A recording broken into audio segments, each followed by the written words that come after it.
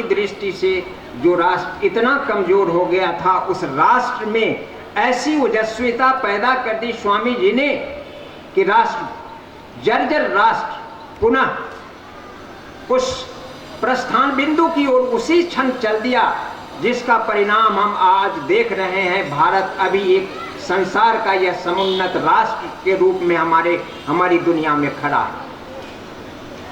तो ऐसे व्यक्ति के प्रति, ऐसे राष्ट्र धर्मी के प्रति, राष्ट्रचेता के प्रति हमें हमेशा नमन भाव रखते हुए उनके जीवन से, उनके दर्शन से पूरी की पूरी शिक्षा लेनी चाहिए। खास करके आज जो हमारे युवा हैं, हमारे छात्र वर्ग हैं, इनको तो इनके साहित्य का अध्ययन करना ही चाहिए।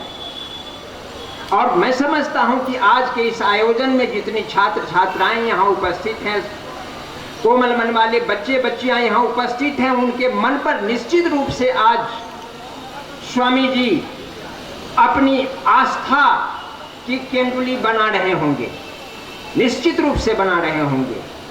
बच्चों, ये देखो कैसे राष्ट्रभक्त थे। एक उदाहरण में, जब अमेरिका के संभाषण के बाद जब वो विश्व विजेता संत के रूप में स्वामी जी चरितार्थ हो गए, तो जगह जगह दुनिया के सारे देशों से लगभग जो समुन्नत राष्ट्र थे, आध्यात्मिक चेतना से शून्य हो गए थे, जो शांति और सुकून की खोज कर रहे थे, उन्होंने महात्मा जी को अपने अपने राष्ट्र में, अपने अपने संस्थाओं में ले जा करके उनसे प्रवचन और उनसे ज्ञान सीखे। लेकिन सब कुछ करते हुए, विदेश में रहते हुए, स्वामी जी का जो ध्यान और ध्येय था, जो हार्दिक प्रेम था, वह अपनी मातृभूमि से जुड़ा हुआ था। इसलिए जब पहली बार जब वो सागर के तट पर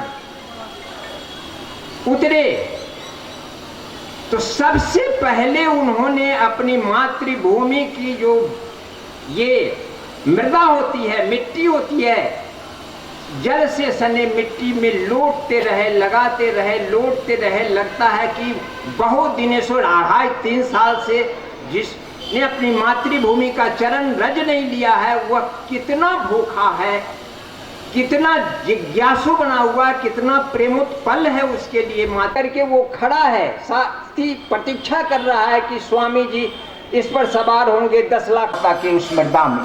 तो यह है मातृभूमि से प्रेम।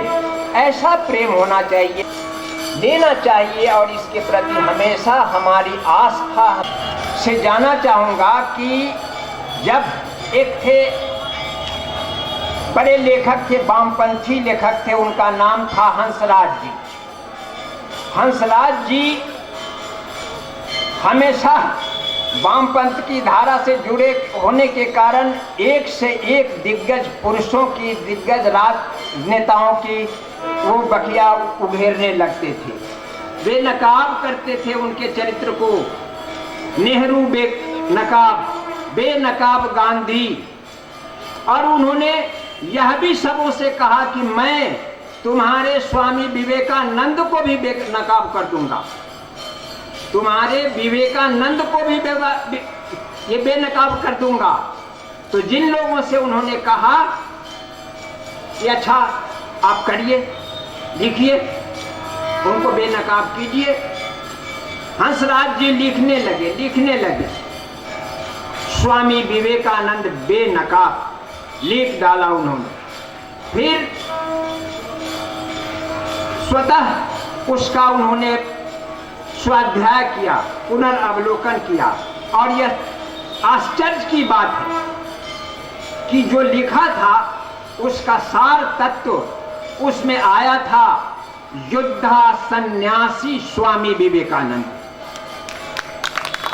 ये बात जिसने नेहरू चंद, ये जो है स्वामी विवेकानंद, और वो इतने बड़े केशव चंद्र जी, इतने बड़े नाम धाम वाले व्यक्ति नहीं बन पाते यदि माँ शारदा नहीं होती। माँ शारदा ने उन्हें व्यावहारिक ज्ञान दर्शन कराया था। तो माँ शारदा से व्यावहारिक दर्शन पाकर, व्यावहारिक वेदांत की शिक्षा लेकर के, और ये स्वामी जी और केशव चंद्र सेन आगे बढ़े थे।